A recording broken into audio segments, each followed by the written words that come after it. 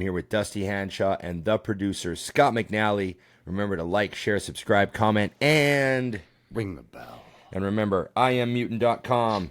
Go to IamMutant.com, get your hardcore ISO, get your Mindfk, and everyone should get on the gear.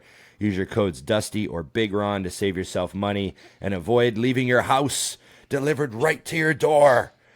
I'm worried that people aren't understanding what I'm saying about how they don't have to see other people. I think that's such a benefit. No words. You know, I see 5,000 people listen the first day, but there's not 5,000 mutant orders. It confuses me. Listen, because I have every single one of them could just stay home. I've never used a pre-workout like this. So I know that like Mutant doesn't want us to be like, hey, like this is the best thing ever. They don't want us to like push sales, right? But I'm going to tell you like flat out, if you have not tried, I'm going to call it Mindfk because we're on YouTube. I implore you to check it out. If you like pre-workouts, just give it a try. I promise you. Do you remember Jack? Very, very interesting. Yeah. It's good. Yeah. One of my favorite, you know how when you try a new pre-workout, and again, like, you know, we try not to talk about the supplements because like we don't want people to think anything.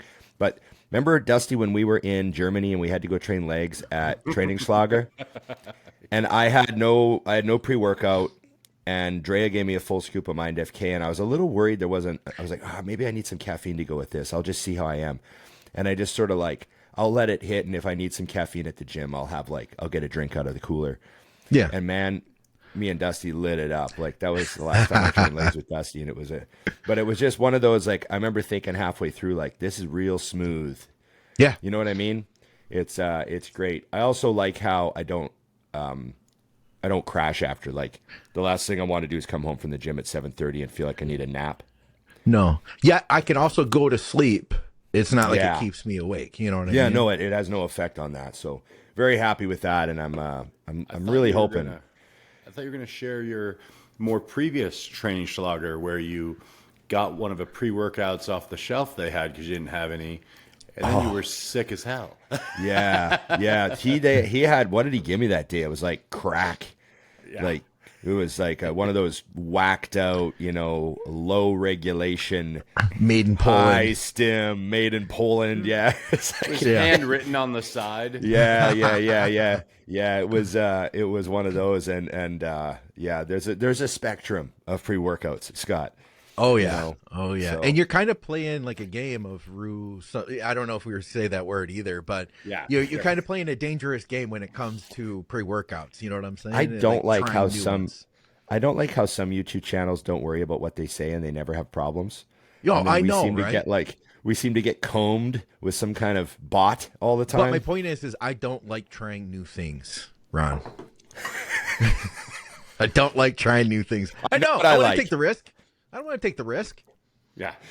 You sound like someone who's like dating in their 60s. Just right off the bat, I don't like anything new. I know what I like. Hand him a list. This is what I want from you. This is what I do. Yeah.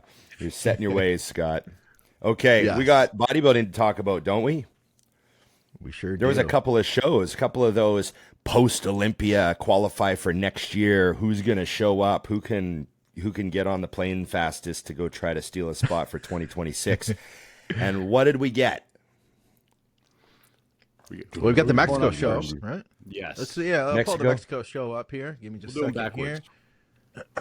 All right. Let's see. I think this is the one. Yes. So when it comes to Mexico, I have one question. Does anybody know what Clarida weighed? Yes. He was 1 pound heavier than he was at the Olympia, he said. Because he looks... He weighed 2 pounds in the morning heavier, but then by the time they made it to the stage at 5 o'clock, he was only up 1 pound. Because he looked humongous. Like the lat spread was, I was like, what did he eat? Yeah. Okay, so who do we got in these call-outs here? What are we looking at, Scott? Tonio, Regan second, Clarida third. Yeah.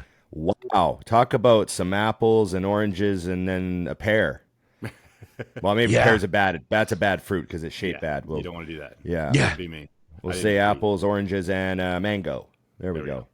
3 different looks. Like Antonio and Regan are day and night, and then Clarida is like the most different of everyone in the whole IFBB. Yes. Right. So just what a crazy lineup. So he did say, he did like a post review this morning, and rather than type it up, he just talked through it. But he said Who Clarida did, Clarida did, yeah. Yeah. So he said that his tan was a little too dark because he didn't use Pro Tan this time, so he didn't know that he should have done a rinse. So he said his tan was a little dark, which affected him. He said the look was actually pretty much identical to the Olympia, but a lot of people were commenting on the videos that he wasn't quite as sharp. But if you scroll the internet enough, you'll realize that most people are also talking about just the light in general is a little dark there. So I saw a bunch of posts on how the lighting was terrible at both shows. yeah. So That's very telling as well. Plus, if he's a pound off, I mean, you know where it is. He was, you know what you look like. Peeled out of his head. But yeah, he just, what I love about Shaun is when he did his post, he said that he came in perfect, and this is bodybuilding. They were just bigger, and now it's 1-to-1 between the three of them. Because remember the last time they all competed, Shaun won, and I think Regan got third, Regan got second, and Tony got third. And this time Tonio won, Regan got second, and Shaun got third. Shaun, I've thought about Shaun a lot. He's got an interesting position.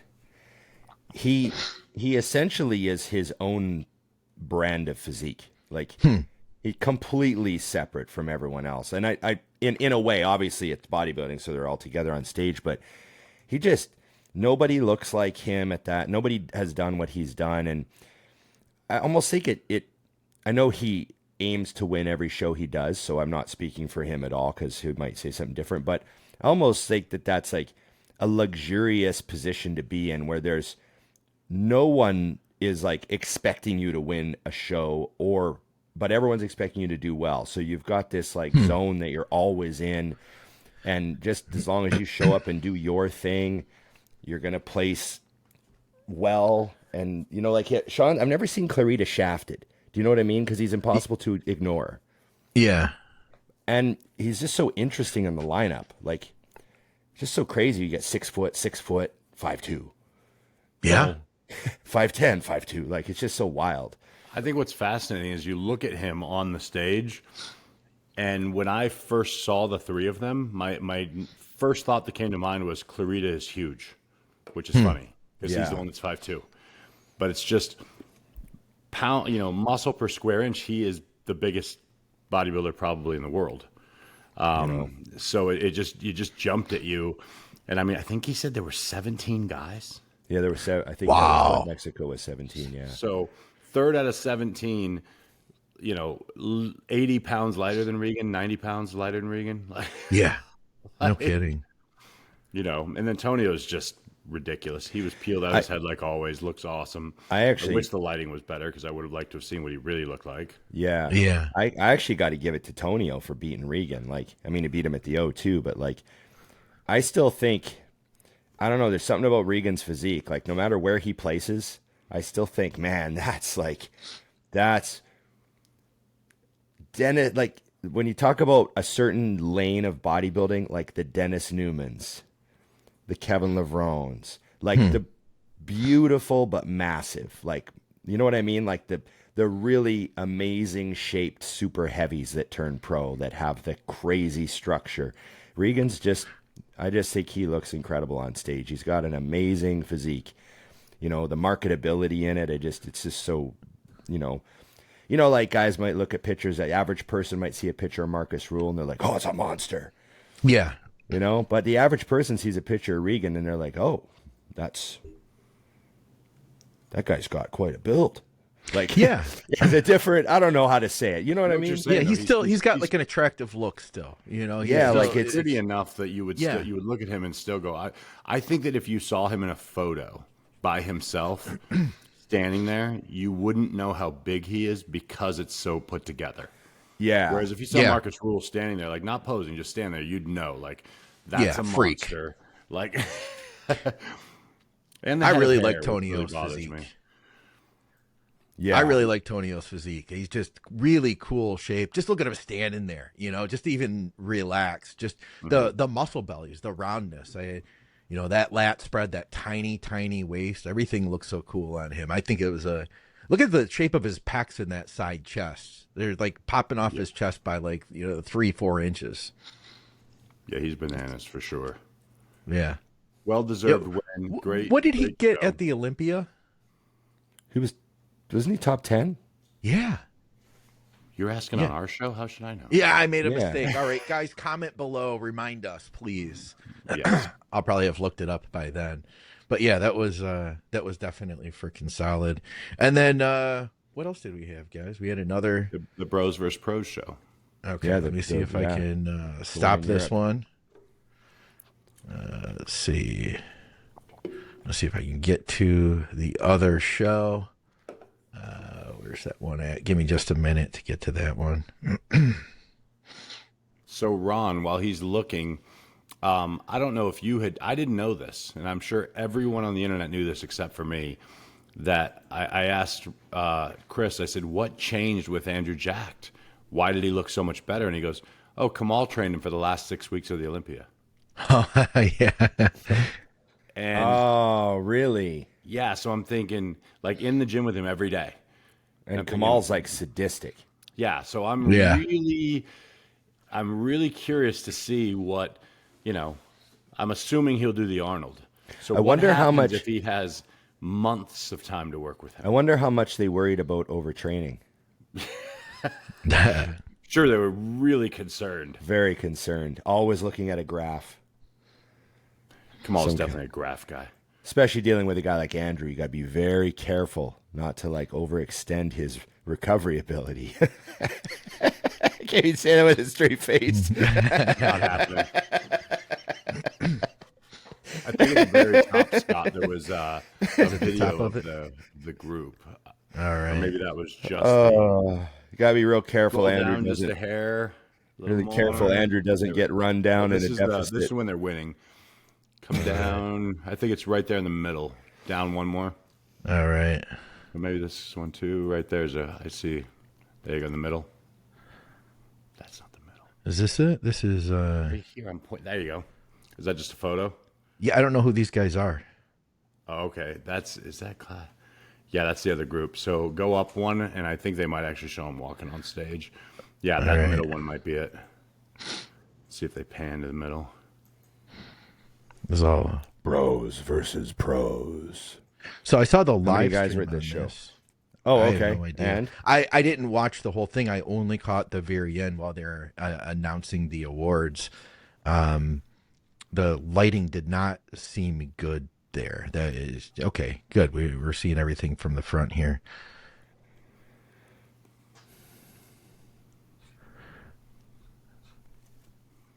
Here we go. Kind of. We kind of get to see it here. Yeah. So Michael Krizzle looked freaking nutty, and I think it was a definite deserved win. He's just such a monster. It's so crazy to go from the Olympia one weekend and see like the craziest of the crazy guys, and then like Krizzle at the Olympia lineup. Like, with all respect to him, he's not like the level where he's like, we're not talking about him in that first call out in the like top 3 spaces, right? But then we flash over here and he looks absolutely nuts. So I have a friend of mine who's like, he's like serious gym body, like serious like recreational bodybuilder, and he kind of pays attention to the shows, right? Yeah. And I'm always seeing these shows live and Olympias and stuff. So he messaged me a few times about Krizo, because he's like, how does he, when you're at the Olympia and he comes out, what do you think? Because he thinks Krizo looks mind-bending on Instagram, right? Oh, and he does, man. You know how we've talked like about him looking like an AI bodybuilder? Yeah. Yeah. And so it's hard to explain to people that exact element, Scott, how a guy can be sort of like, at the Olympia. Yeah. But then come out at a smaller gauge show and be like, oh, shit, this guy's just winning. Muscle on muscle. That's all I see when I look at him out at a show like this.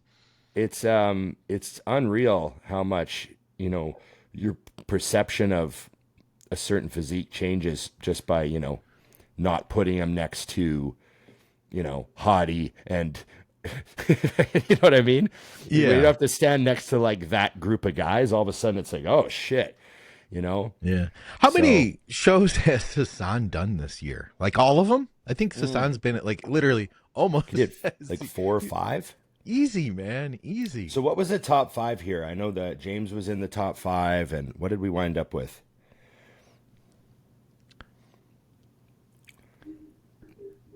You see the actual top 5?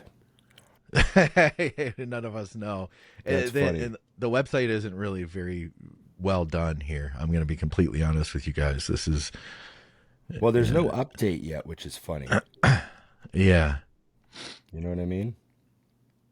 Yeah, they did a really nice job with pictures for the amateurs. Yeah, because that's a British finals as well, right? Yeah. So, yeah, that's a British finals. Yeah, Cezanne. Yeah, and then I don't know how to say this name fully. Juan Predelis Martinez taking the top 3 spots. So as a bodybuilder, I'm not familiar. Yeah, Krizik, Sass, Martinez, Pablo Munoz in 4th, and then James Hollinghead in 5th. So a couple of guys that we're not familiar with there in the top 5, which is always interesting. You never know; it might be the new guys coming. Yeah. But Sass obviously 2nd. That's probably another reasonably close call for Sass, where you can, he always seems to have those. So I wonder what he's going to do from here. I mean, it's a long season he's had since the beginning of the year, seeing him like, gosh, all the way back at the Detroit Pro, right? And 2nd at FIBO. And hanging in all the way through this whole season. I think it's a testament. I imagine he's probably, I don't know what he's running, but I have a feeling he's one of those guys that doesn't have to like hit the hammer super hard to stay where he's at. You know what I mean? Yeah. More like a Dexter Jackson kind of situation. I think that, but I wonder what'll happen, what he's going to do now. I think that a lot of bodybuilders who watch our show, they need to keep that in mind. Like these guys that are hitting all these shows and they look great at all of them, and they're healthy. Like they're pretty healthy, especially to do it if they do it like a bunch of times. You can't be gassed out of your mind.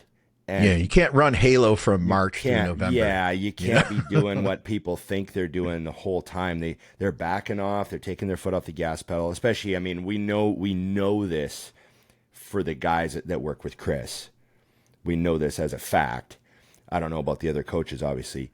But when I see a guy who works with Chris or has extensive history with Chris, doing 5 shows in a year and being on at all of them and seeming healthy, and that's what's going on. These guys aren't bombing. They're not bombing their bodies because you can't sustain, that level of performance when you're unhealthy. And that's obviously why everyone's so focused on health supplements now and all that stuff. They're trying to bridge that gap.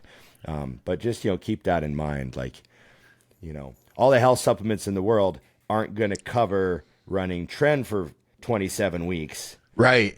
So like, that's not like how it works. You can't just, I got some, I got some kidney care so I can I'm good for the year. Like, it's not how it works. So just keep that in mind. Yeah, that's a good point, man. So we had some questions as well, Scott. Do you want to field? Yes. I forgot to look at that. I reposted it and then I kind of forgot about it. We didn't get a ton on the on my post. Now I've learned a lesson. When I post a photo of us, we get more questions. And it might have also been because as soon as you text me, Scott, I put it up and it was pretty early in the morning. So you know how it works on Instagram now. If you don't get immediate love, no one gets to see it. Which I can posted tell a thread at up too. Very few people saw it. Only 3,600 people even saw this picture. Okay. I think we have a leg. Do you guys notice a leg? You guys seem right on time to me. Seems normal to me. Yeah. Okay. I think there's a little bit of a leg. Have a leg. I might. Scott's like, regardless of what you guys think, you're wrong. Here's a leg. Yeah, you're wrong. You're wrong. We do have a bunch of questions though. Still, I put up a thread over at Patreon, and we have one too over at YouTube. There was a bunch of stuff. Where was this one at? Okay, how about this? we had an older guy, if I can find this one. Basically, he was saying, how do I, oh, here it is. Best approach for training for being in your 40s and 50s. He says for weight loss and muscle retention or gains. That's from Chuck, one of our regular listeners. I got that nailed down. You don't have to do. In fact, I would recommend you kind of like avoid that 5 to 7 rep range that you probably used to train in a lot when you were younger. Mm-hmm. I would just say like there's a time and place for 5 to 7 reps, and it's not 47 years old with bad joints. Yeah. Like I said, I do the vast majority of my stuff is in the 10 rep range now on almost everything, with the odd exception. And you just got to find the right amount of volume where your strength stays the same all the time. And I mean, that doesn't sound like too much of an accomplishment to a lot of people out there, but it is a huge accomplishment. If you go from 40 to 50 and you're lifting all the exact same weights, you're doing pretty damn good, because this becomes a longevity hack game. Like, I train so I can live longer, because people who lift weights live longer. We have better bone density, blah, blah, blah, blah, blah, on and on and on and on. So I'm training for, like, I want to look good, but this is also like, I want to keep doing this. So you just got to find the right amount of volume where you sort of like stay how you want to look all the time. And it's not that much. If you train hard, it's not a lot of sets, Yeah. Like I can go in and blast chest and buys in like 40 minutes. If Braden's not in that day, I'll blast it in like 40 minutes. And then the next week I come in, same, just strong on everything, so you don't need, as like when you've pounded the muscle in with the type of workouts that, we did for years and years, it's easier to maintain them when you're older. You just got to be careful. Nothing is worse than being hurt, right? Nothing is harder to maintain your physique than being hurt. So avoid that first of all. Everything else is like secondary to being healthy. So one thing I was going to add too that I had to adjust was warming up. Yeah. When you're younger, you start out, let's just go low numbers. It's like 135, right to 225, right to 315, right to 405. Oh, yeah. You're like boom, boom, boom, boom, boom, and you're ready to go. Now I do like a warm-up, say if it's on a chest day, 135, the first 10 reps, I'm just trying to get my body to know what the hell's going on. Rack it, let my partner go. When I come back, I do 135 again. Now it's moving properly. And then I'll inch up sometimes. Like sometimes I'll go 135 to 185. Yep. I do Then half plate jumps all the time. And just make sure it's really warm. And that's made a difference too, because now the other thing is when I'm not training with the obsession of progressive overload, I am doing those sets to 10. So I'm purposely fatiguing myself with the warm-ups, whereas before, like my clients, I don't want them to get confused. Right. I don't want them to do that. I want them when they're 25. It's like, feel that weight, make sure you're safe, move up. Feel that weight, make sure you're safe, move up. Do not waste any energy on your warm-ups. You're just priming yourself for the working sets.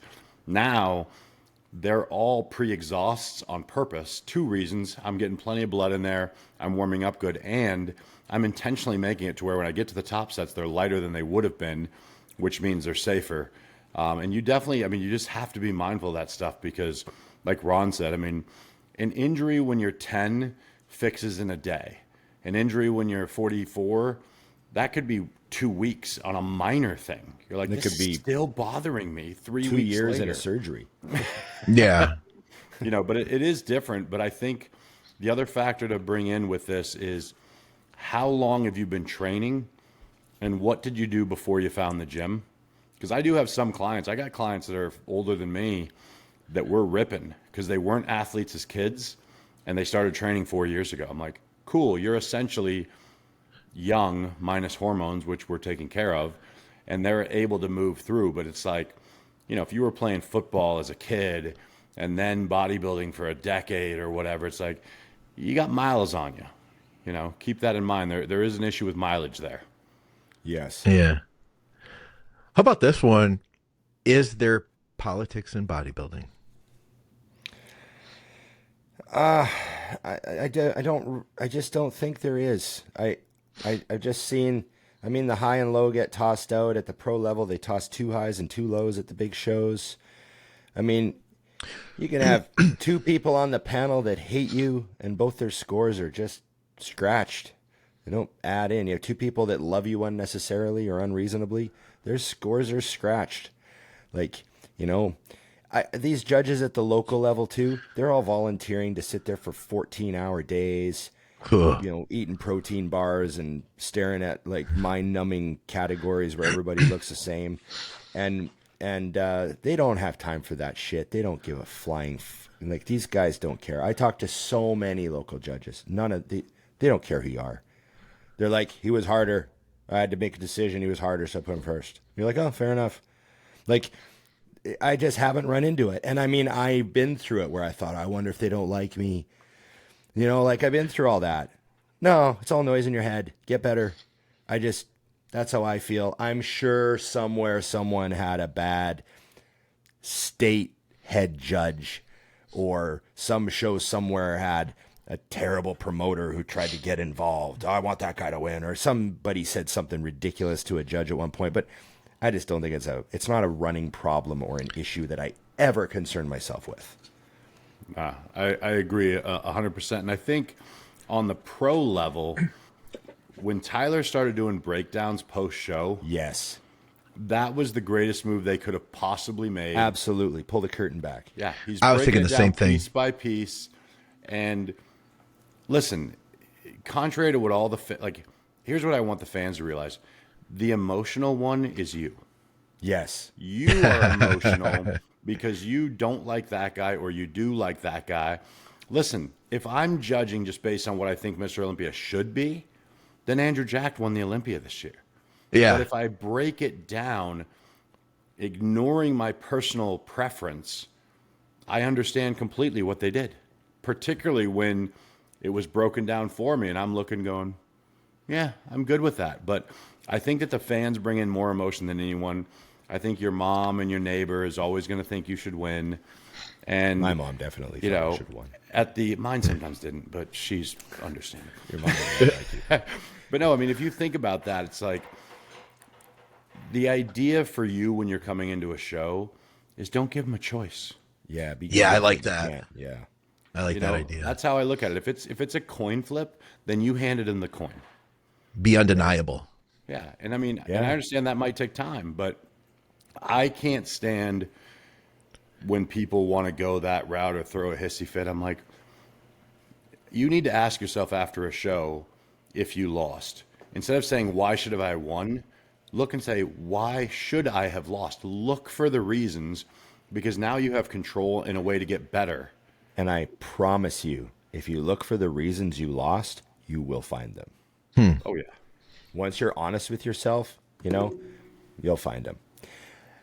I tell everyone when I got back to the gym after the O, I had like so many guys come up to me. So what'd you think? Were you there? You were there, right? What'd you think? What'd you think? And I told all of them the exact same thing. And every single one of them went, oh. And the thing I told them was, because they're all coming at me, oh, I heard it was a ripoff. I heard Hottie, like all that stuff, right? And I just said, I don't know. I sat at the night show. I watched them all. Didn't give a flying F who won. I watched everyone come out, and I turned to my wife and Dusty, and I said, Derek's going to win this. And then Dusty looked at me like he was bored and went, yeah. So after I watched Tyler's breakdown, it made total sense to me. Because I wanted Hottie, and that was me as a fan. And I thought he looked fantastic too. But seeing the breakdown, they go, he took it pose for pose, from the legs to the upper body, even the arms. And you know what? He made a great point too. He was like, you know what? Derek basically doesn't have biceps in the front double. Like, those were his words. Yeah. But he still gave him the pose just because of everything else.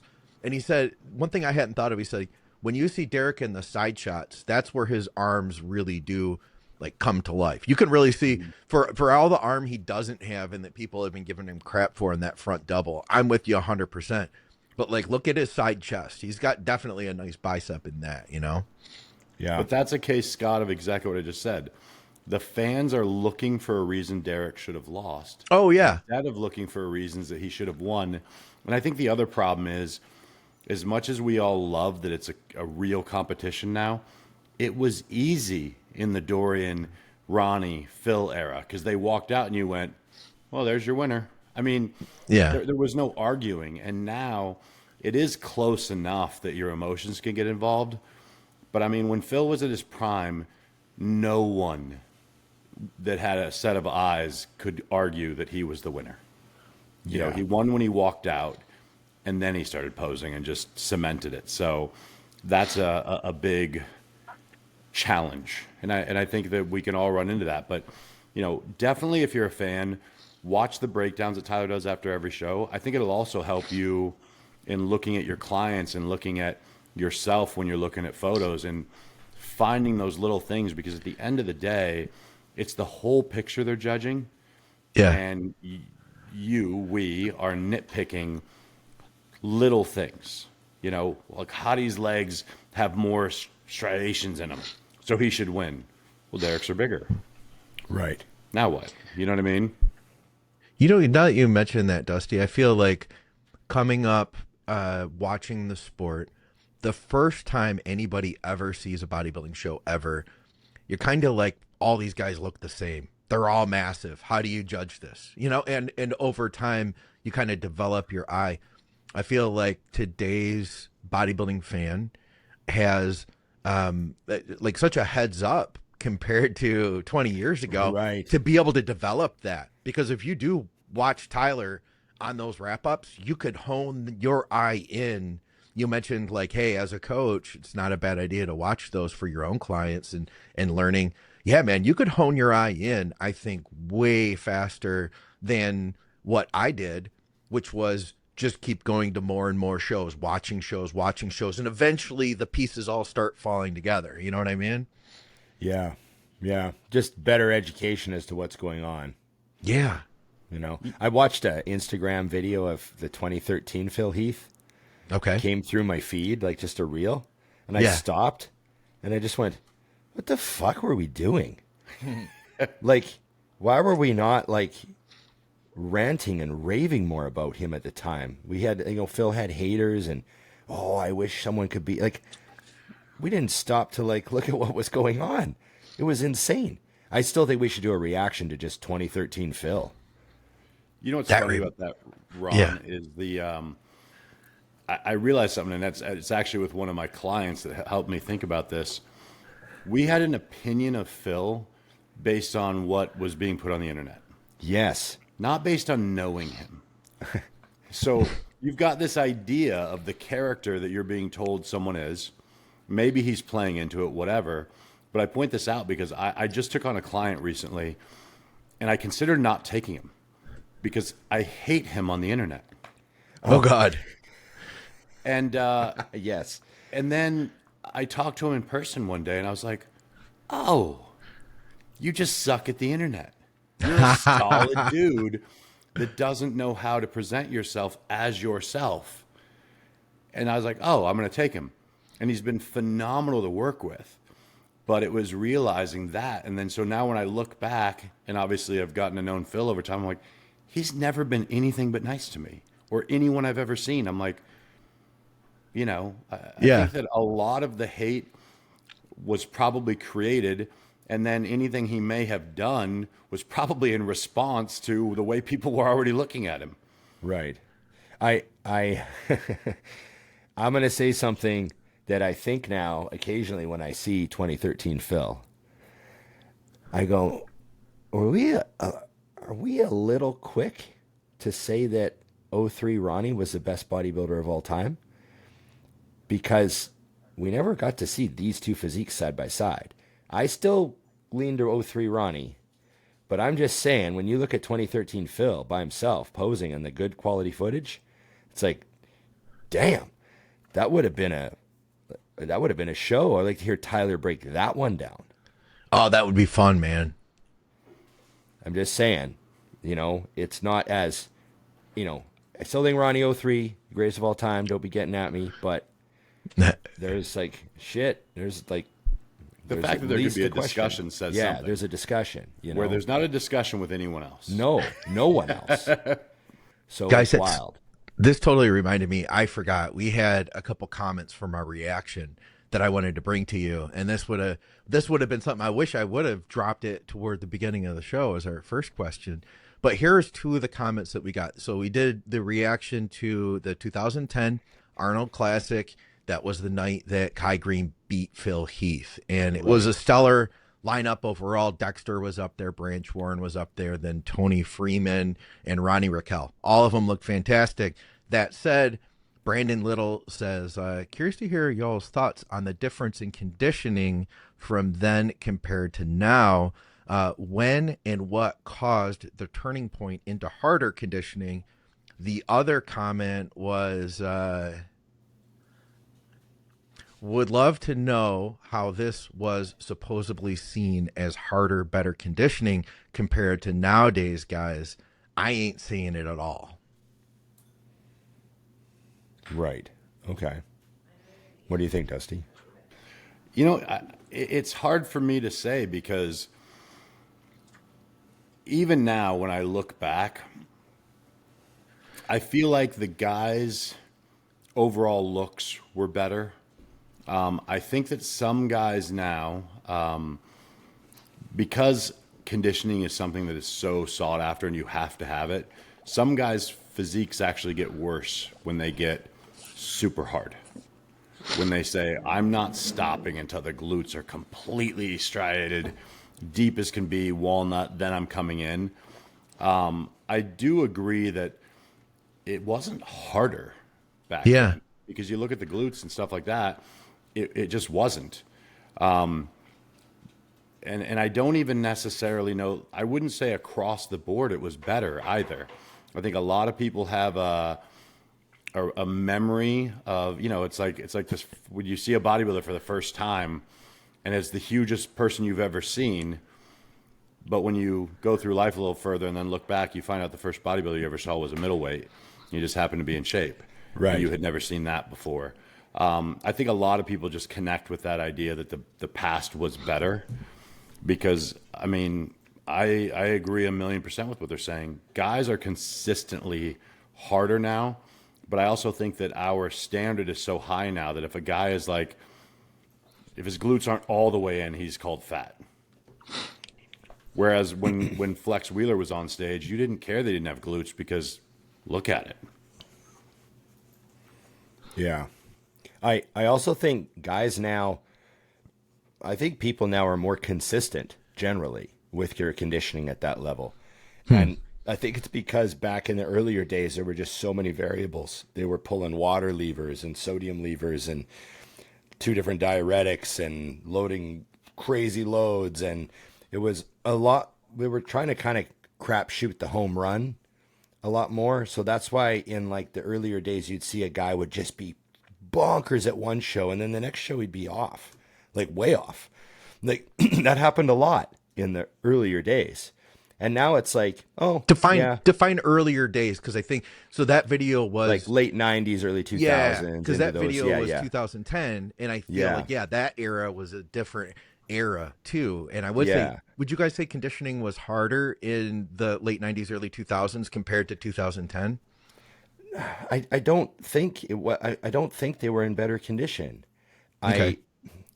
I think like we're looking at different quality videos. We're looking at like, you know, the technology of capturing the reality of what you're seeing is so different. You know, sometimes guys post those old grainy videos and everybody looks like they're made of absolute cement. Yeah. And it's like they're harder than they were in real life in this video. You know what I mean? There's some of that happens. There's a lot of romancing.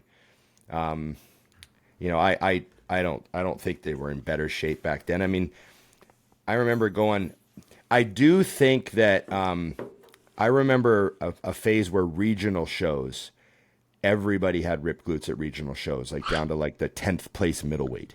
Dang. And that doesn't happen anymore. And I think that's just, there's so many more people competing now that you just don't like, you know what I mean? You just don't see the level of conditioning to the back of the classes at the regional shows anymore. But at the pro level, like look at the top 10 at the O, like everyone was fucking pretty ripped, man. So I don't know. Do you guys remember when they instituted the super heavies before, when that became a thing? Well, I was the first year in Canada. It was my So when first was nationals. that? Yeah. So they did the super heavies in '98 in the States. That Okay. was, I believe, the '98 USA's. They had a super heavy class, and Dennis James won the super heavy, and Melvin Anthony won the heavy, and they had a pose off because they tied in the overall, and they had to have an extra pose down for just the two of them for the win. And then Okay. and then we didn't have a super class until 2000 in Canada. I went to the nationals and I weighed in as a heavyweight. And then the next morning when I got to the show, they came up to me and they said, "Oh, here's your new number. We decided to institute a super class because there were 27 heavyweights." And so I was like, "Oh, I'm a super now." Oh, okay, cool. So it was me and like a class of 8 guys. Okay. And so that was the first supers ever in Canada was 2000. Dang. So Yeah. somebody was telling me recently about a period of time that was right before supers happened. There were smaller heavyweights, guys that might have stepped on stage, 230, something like that, right? And then they would have to go up against guys that were 280. So there were guys that a certain group of dudes that were like in that 225 to 250 range that were sucking down to light heavy, so they didn't have to go up against guys that were 280. Do you remember? And at that point, I haven't really gotten to dig into this yet. I want to see what some of those guys looked like, but some of these guys were getting like absolutely inside out to avoid, fighting with 280 guys. Do you remember ever seeing guys like that run?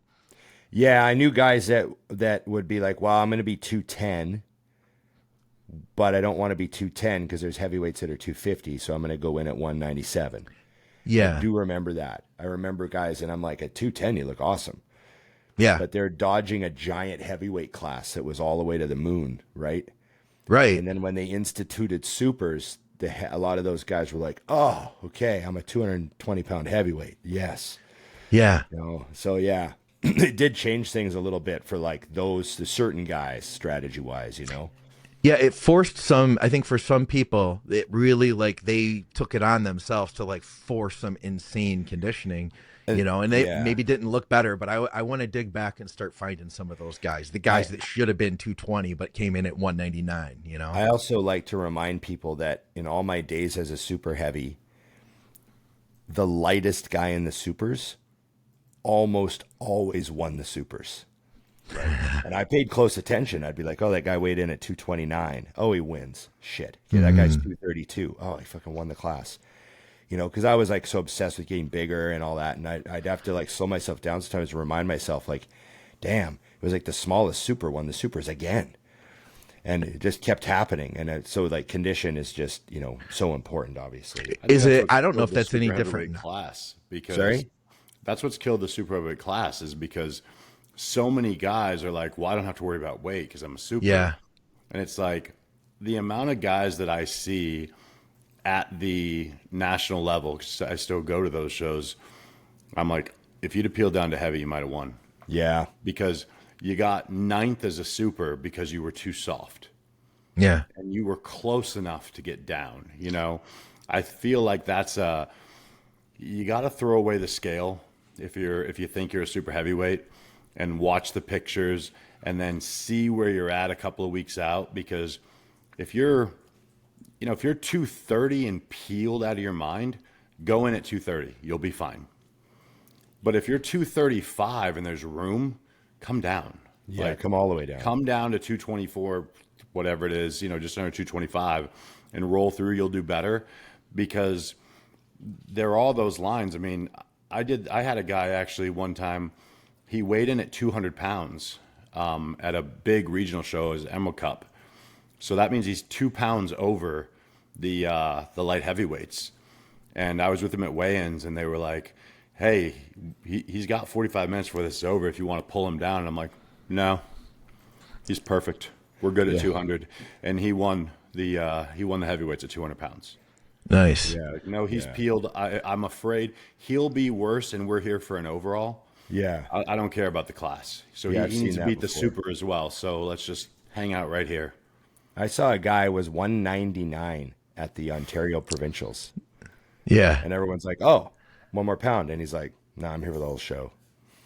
And I he didn't walked come to the here whole to win show. my class. Yeah, and he walked to the whole show. It was like, oh, it was impressive. Yeah. And So that's I still like the that. same today, isn't it, Dusty? That it's usually the leanest super, the guy who's like, and I almost feel like, Almost honestly, always. no knock to supers, but working with guys in the supers, it's almost easier because if you do get somebody peeled, like you're Yeah. more likely to do good in supers to get a guy peeled versus we know that like the top, at least the top five are going to be crazy in heavyweight. At least the Yep. top five in light heavyweight are going to be crazy.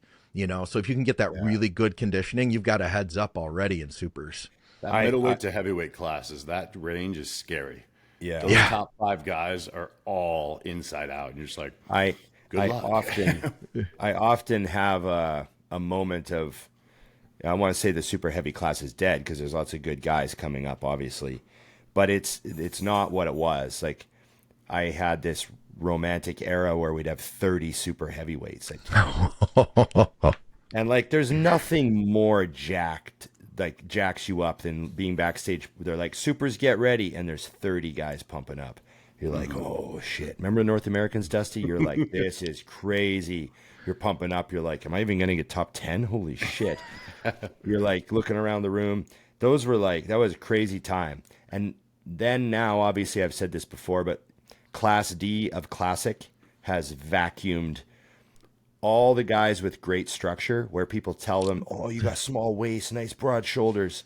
Yeah, Yep. the perfect super heavyweight. Oh, you're going to Classic now. Oh, damn, we lost another one. Yep. Like, and they're coming in at they got their cap is 224 because they're 6 foot. And it's like, you're a super. You're just not in bodybuilding. And you're standing on stage in Classic and you look great, but there's super class sucks at this show. You know, like I've been to some shows where the super class sucks or there's no one in it. Like a 0 entry super class. And then you see 3 Class D guys that are, 6'2", 232 and beautiful shape. And you're like, oh man, if you just weren't afraid of putting on 10 pounds of muscle or 20 pounds more muscle, you'd be a like dangerous super. But, that's just how it works. And then men's physique, how many guys are up there with these frames? I'm just looking at this guy, he's 6 feet tall or 5'10" with this crazy frame. And I'm just like, 20 more pounds and you are like a freak, but you don't want to do it because you got this cap now.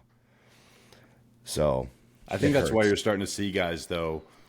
I think now with what Urs did, you're going to see a lot of guys start moving because the bodybuilding is building, meaning continuing to build. And if you love this, it's not fun to hit the top of your cap and then hang out there, particularly if when you're at the top, you're not winning. Well, it's like what my training partner did this year.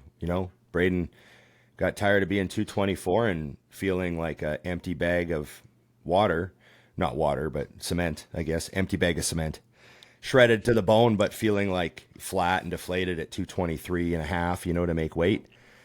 And just took a little break and came back this year and was 241 on stage.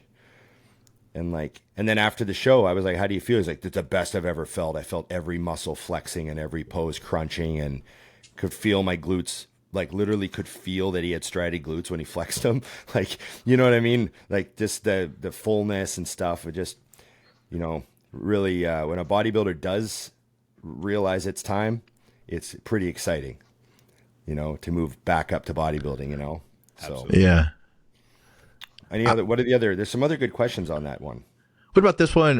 Protein powder and prep. When should you cut it out and why? Why would you cut it out? Yeah. That's one of the biggest myths. One of the biggest myths ever is, I remember I worked with, everyone used to say in the old days, got to cut your protein powder out, got to cut that out, got to go to real food, man.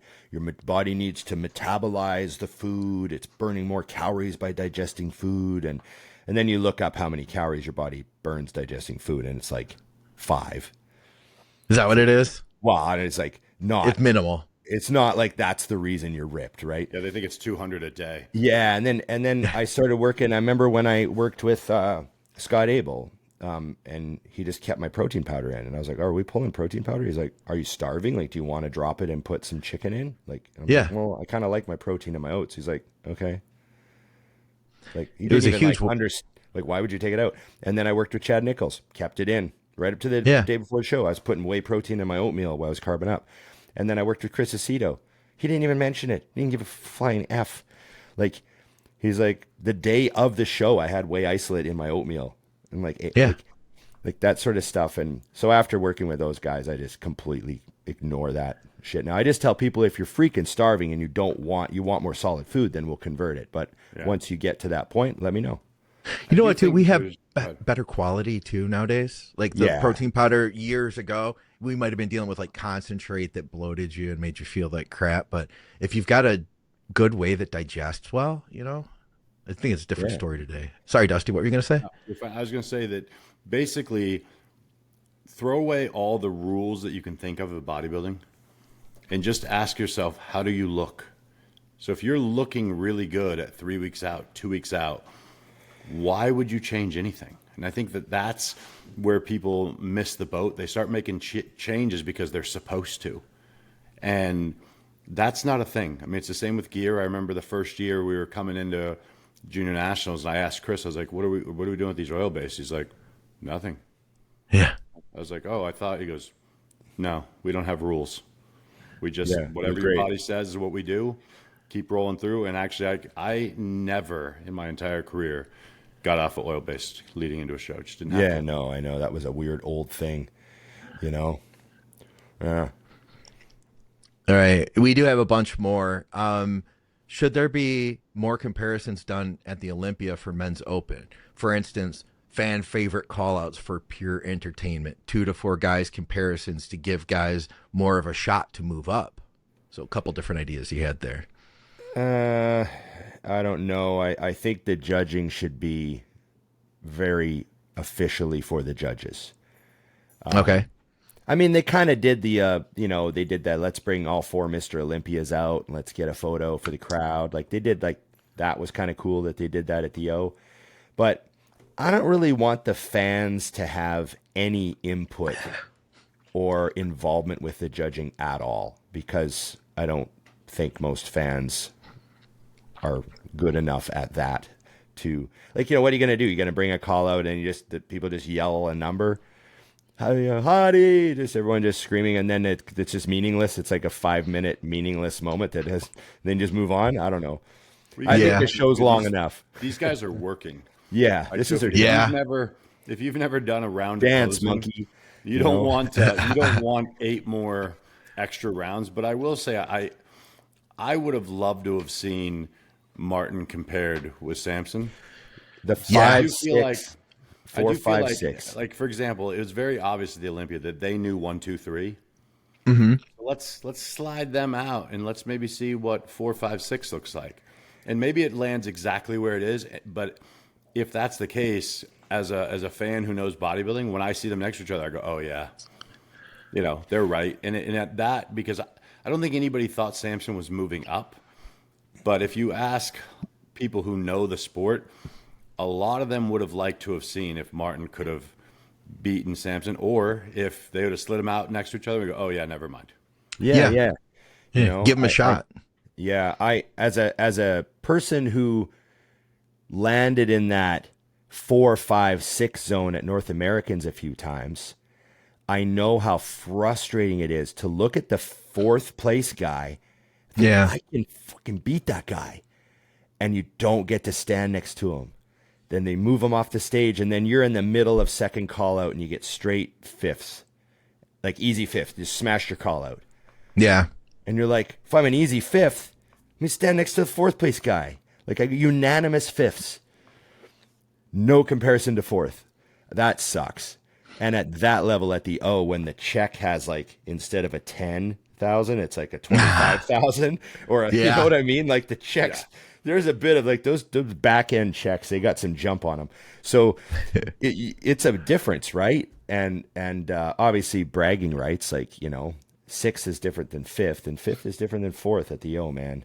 Oh, for sure. So I definitely think 4, 5, 6, like, I don't like the first call out, leave the stage thing or move to the side. I like the first call out, 3 guys get sent back.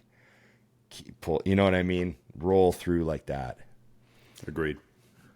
All right. How about this one? Ron mentioned that he has had speed limits with his gear usage as far as doses that he wouldn't push past.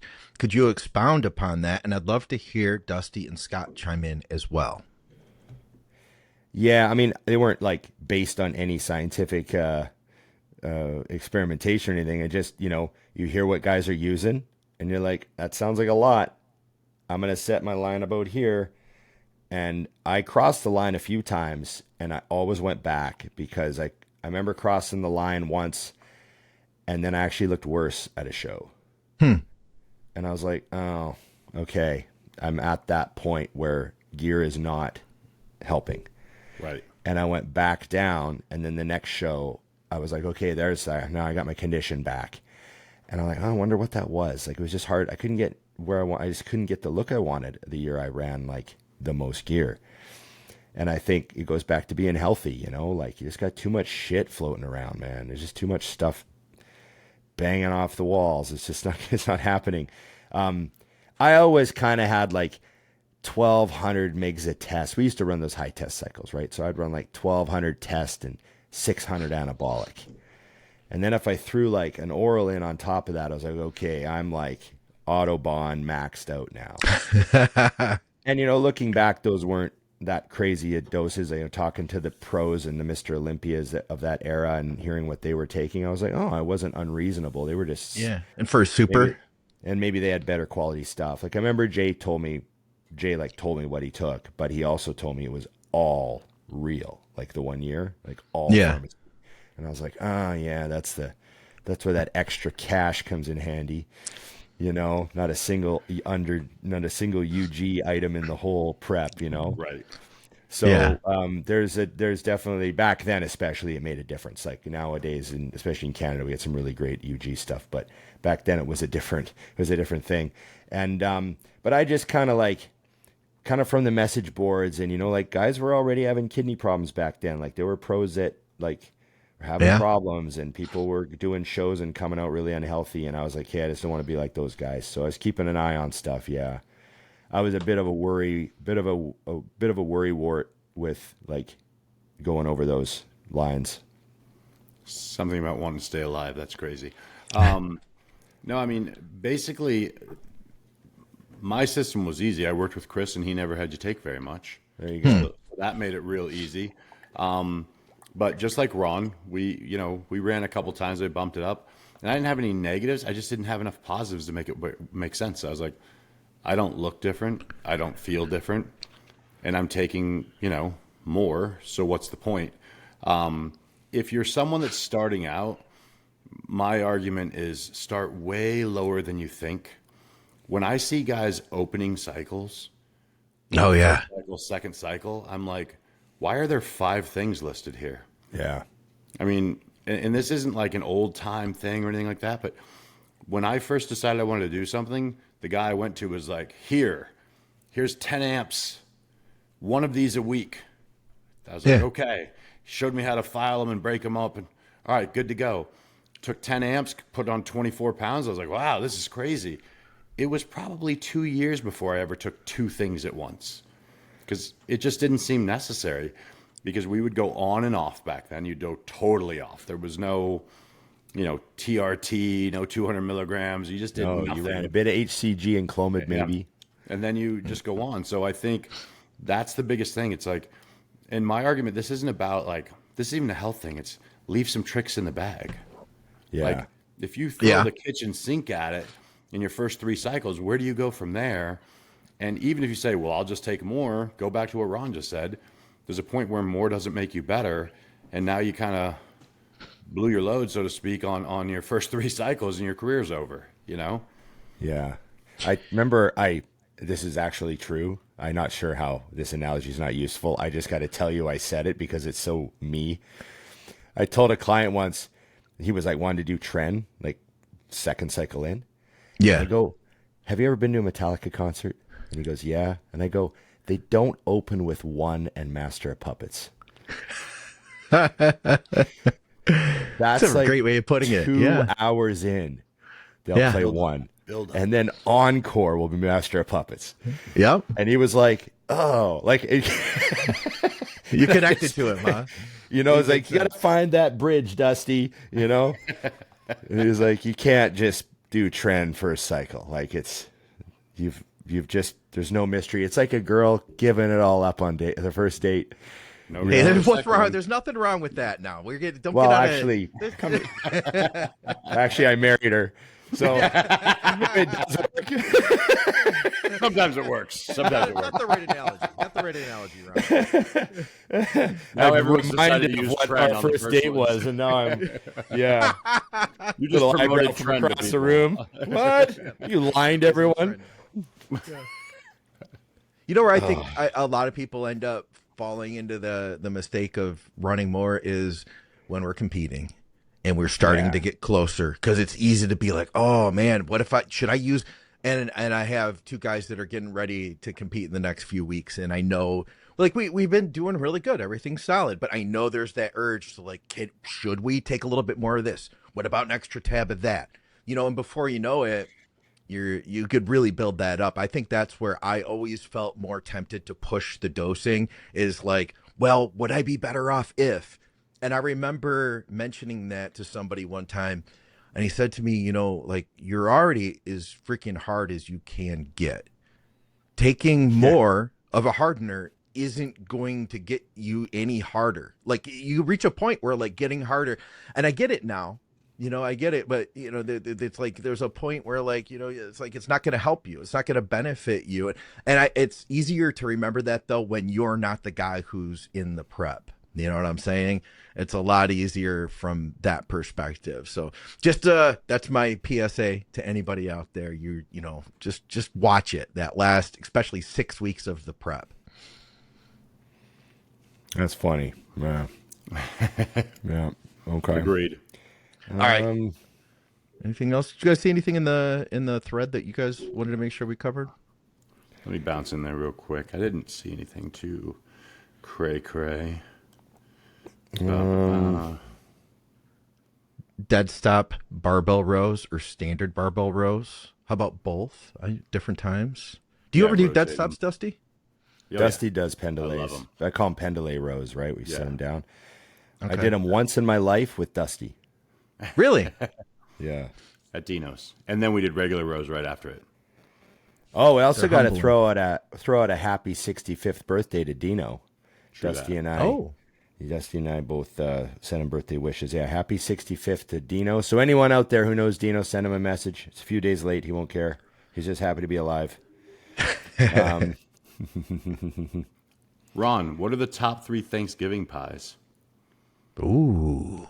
Well, that's pretty, well, I mean, there's 3 pies that are acceptable. There you go. So that's the top 3. And those are apple pie, pumpkin pie. Yes. And then this one isn't lemon meringue pie. And that's just because it's the only other acceptable pie. You got that one wrong, I think. Oh, really? What do you do? What do you do? Do you do key lime? What do you throw in there? You strawberry? I mean, I think cherry pie. Apple is. Did you say pumpkin apple, pie? Apple, pumpkin, and lemon meringue. Yeah. Yeah, I don't do any lemon desserts. That's where I draw the line. I don't. You're do anti-lemon, hey? What about lime? I guess. Is it like a citrus thing more in general, I don't or like specifically no lemon? Key lime, no key lime either. Okay. So I would say, and I didn't discover this till later. Coconut cream? Life, sweet potato pie could also be rotated with the pumpkin pie. They're very similar. It's hard to even tell the difference if you ask me. Right. Man, I'm a fan of cherry now. Like I really? Never was a big cherry pie fan, and now I'm into it. Cherry pie or pecan pie is extremely decadent. Yeah. I like a strawberry rhubarb. Decadent. You guys ever had strawberry rhubarb? I can't do rhubarb either. No. Look at that. Really? You guys are all over the map. I literally would only have weird childhood trauma with rhubarb. Pumpkin pie is the only real answer, isn't it? Yeah. My mom was the same as yours, Ron. Yeah. There would be the pie for everyone, and then the pie for me, and then usually a take-home pie. She's like, here's the other one. So, nice. Yeah. And that continued into when I was an adult, and I didn't want the take-home pie, and I would just take it anyways. So I have a food problem right now. And Emily threw a little bit of a birthday party for me last night. She had some people rented the common room at our building, and had the football game on, and she had some people over, and we cooked some burgers. And then I got served this unbelievably amazing chocolate cake. Ooh. And it was so good. Like, I had a little thin sliver because I'm like, I know my limits now. It was like, reasonable. And, a bunch of other people had a slice. But now I have like 3 pounds of decadent, unbelievably delicious chocolate cake sitting in my fridge. I know what to do. I don't know what to do, Dusty. I do. What do you do, Dusty? I know what to do. All right. Does it have like a little plastic top that goes over it? Yeah. Oh, the whole 9 yards. A snap-on top. It's like perfectly preserved. It's in its own little world there. I'll tell you what I do. This is perfect. Nothing touching it. You leave a fork in there. And just every day? Close it. And then each time you're heading out to the gym, you pop it open, you take 2 bites, you put the fork back. Back right in it. Stick it right in the cake. Yeah. Just walk right out the door, and eventually that cake is gone. And I mean, you didn't have slices. You just had a bite here and there for and I'm with that. I'm done with that. Another thing is people think it needs to be fresh, but that cake can get dry and kind of got a bit of a crust on it, and you still dig into the soft spot. Oh yeah, and the icing just. I'll eat that thing till it's like 10, 15 days old. So at around day 6, you're gonna want to switch the forks out. That one's pretty dirty now. Right. Okay. but the cake is fine. This is genius. This is genius. I mean, I do You that don't with even need insulin with that. These tuxedo cakes at Costco. We buy anytime we have people over, and there's always like half left, and I'm like, you know what to do. You know what to slide the fork in, put it in the garage. Your wife fridge. starts to be worried, like, does it go off? Like, is it going to be bad at any point? Can you still eat that? And you're like, So I literally, it's my garage fridge. So the truck's right there. I just pop the lid, bite or two, close the lid, hop in the truck. oh, it's not even in the kitchen fridge. He's got it isolated to his own fridge. That's amazing. It's out there in the garage with the GH and the peptides. Oh, that's there great. you go. I solved your problem. You're welcome. And on that note, we can call it a day. So to be safe, that's probably what I was going to do. Just wasn't going to tell anybody about it. Okay. I took it public. Hey, so you eat pretty clean, eh? Oh yeah, all the time. I've got another thing that I wanted to make sure we got in. We have a physique critique from one of our Patreon guys. So I want to make sure I drop this perfect. in here. That's right. Perfect. And, let me see if I have any information. So he's Patreon. He's stuck around. Yes. Okay. He says, looking for overall input on what to bring up now that I can sleep. So I worked with him through his contest prep, and he really struggled with sleep. Like, that was our main focus for about the last 7 weeks, was really trying to get his sleep dialed down. He didn't get a CPAP. He got another device that he said seems to be working really well for him. And since he started using it, it's been a life changer. And he says, feel free to talk about my cortisol and sleep apnea. I already did. 230 pounds, 5'8". Just started my push-up cycle at 700 tests, 700 EQ, and 10 IUs of growth. Focusing on legs, lower back, and upper chest at the moment. Let me know anything else. All right, give me just a minute here. I'm gonna share While you're this. finding that, can I just say, did you say 700 EQ? Yes. Can we tone that down in a hurry? That's Here a we lot go. of EQ. Yeah. It's a good amount of EQ. It's a hefty dose. All right, so here's his front shot. Now I'll tell you guys this, that he is a good classic guy, but he's right at the cap.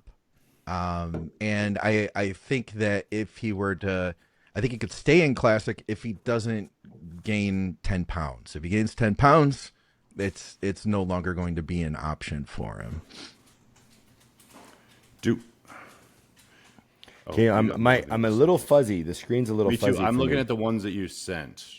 So I only have two on my phone. So for those of you who think that I'm on my phone for no reason, I'm actually looking at the pictures. So we have the front double and the rear double to go up. Oh, there you go. I got him. So from the front, first off, I dislike this person. Great waistline. Dislike a lot. Oh, Awesome taper. Jeremy's his name, by the way. Good. Jeremy, yeah, we're not friends. I mean, front shot to me looks great. Legs could come up a hair, but I don't know how much room he has to bring them up based on what you just said. I think he may go to open is what his game plan is going to be. I think he should go to open because then he can explode. Yeah. Because the back's got room to grow. Legs are a little thin from the back. He has the same calves as I do, which puts us on a good level. Condition looks good. I mean, interestingly, Dusty, his glutes came in first. I could see that. Yeah, he doesn't have a lot of fat on his glutes to start with, which is really going to help him in, getting in shape from the back. I also like that he knows how to fire his hamstrings because I know there's some fat there, but I can still see they're separating. And a lot of guys cannot fire the forward foot hamstring. Yeah, he's got them not both hard pulled, to do, which is great. Yeah. But yeah, I mean, his physique to me is great. And knowing he's going to move up, all I would say is more of everything, but the back is the one area where I look and I say, that's got to come up to turn around and hang with those guys. We need more thickness and more width. Everything else, as he grows, will come up right as it needs to, in my opinion. Yeah, he just needs more size overall. I mean, you know what I mean? Like, as guys fill out, the limbs fill out, like I could say, he needs bigger arms and legs, but he already knows that. That's why he trains hard. And you're filling out the back, like Dusty said, but he's got a good X frame, just got to pile some tissue on there. And if you tweak the posing like that rear double, he could open those that hands up behind his head more. Yeah, He elbows up back. We can add probably a couple inches to his back right there and a lot of detail. So if he's got the mobility to do it, those need to be just twisted back. Yeah, his hands behind his head.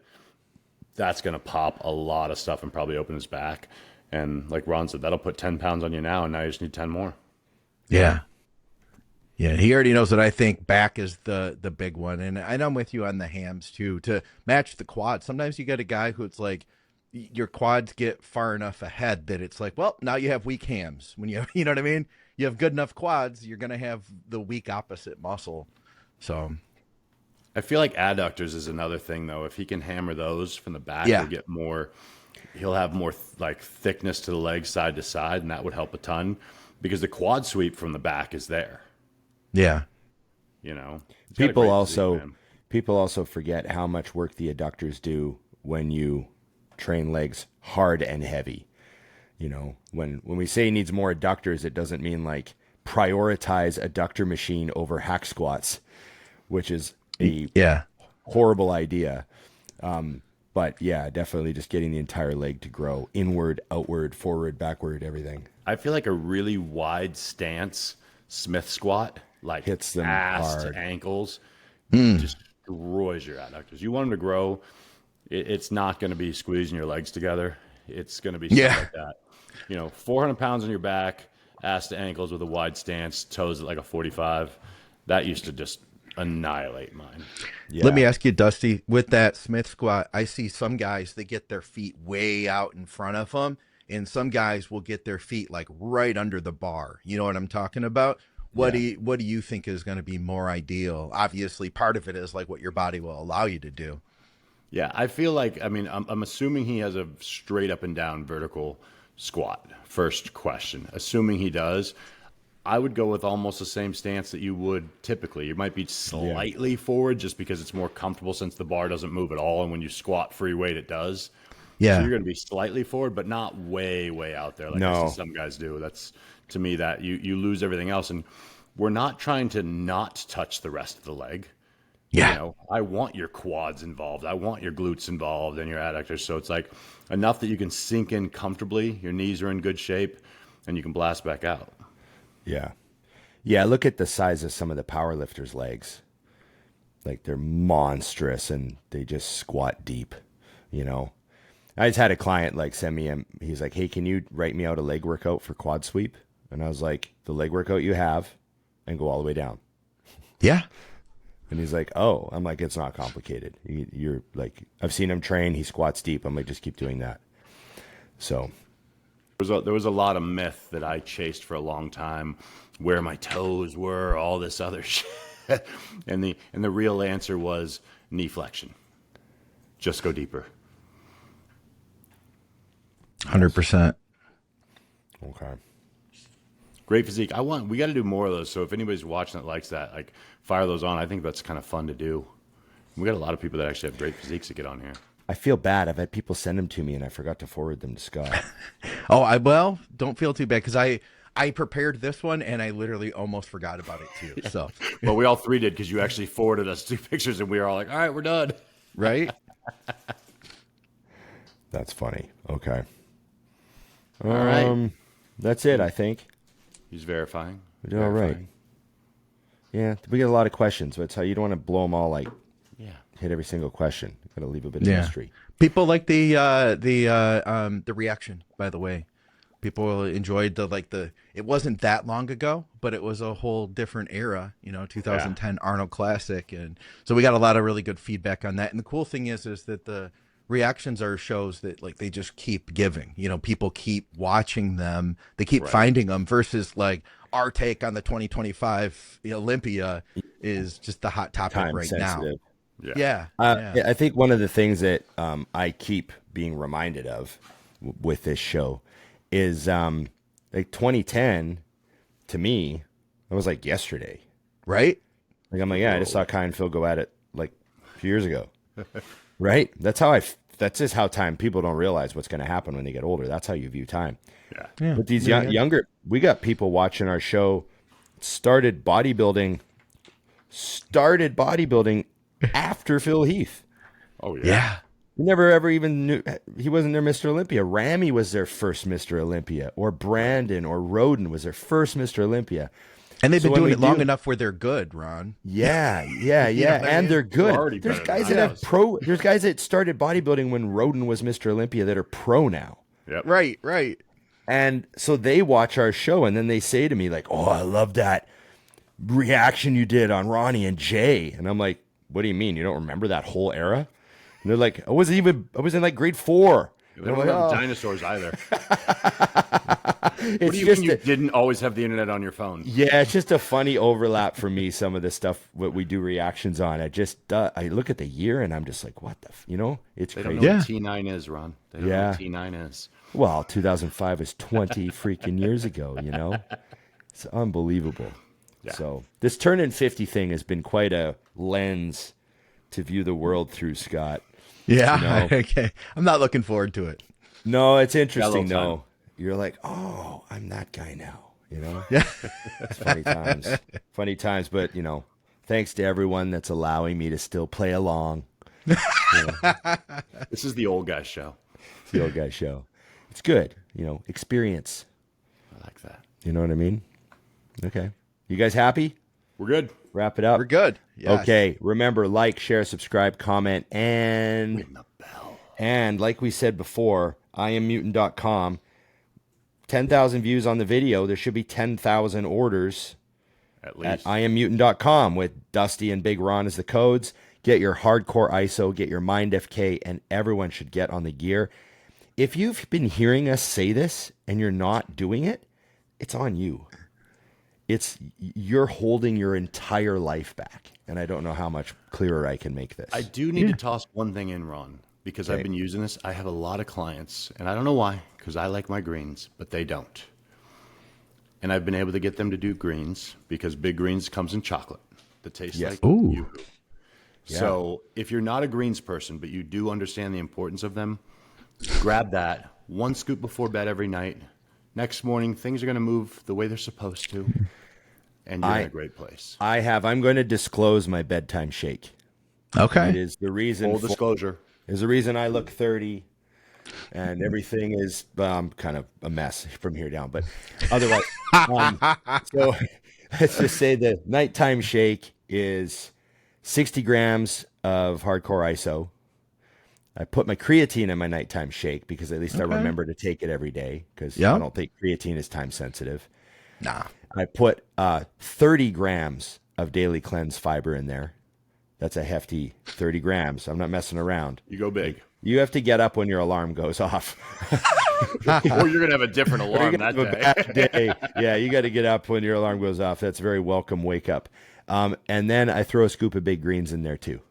Yep. So it's like my sort of protein, fiber, no carb, no fat, every single nutrient, hyper healthy type of like nighttime shake. And I take all my pills. I fill a coffee cup with pills. Yeah. Halfway full. And it's 2 mouthfuls of pills.